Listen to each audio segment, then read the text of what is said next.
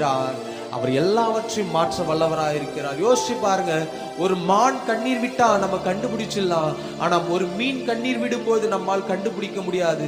சில நேரம் உங்களுடைய சூழ்நிலை இப்படி இருந்தாலும் அதையும் மாற்றக்கூடிய தெய்வம் அவர் நம் மத்தியில் இருக்கிறார். ஹல்லேலூயா. சேர்ந்து பாடுவோம். அப்பாவும் சமூகத்துல எப்போதும் ஆராதனை, அப்பாவை துதிக்கையில என் உள்ளமெல்லாம் பொங்குதையா என்ற பாடலை சேர்ந்து பாடுவோம்.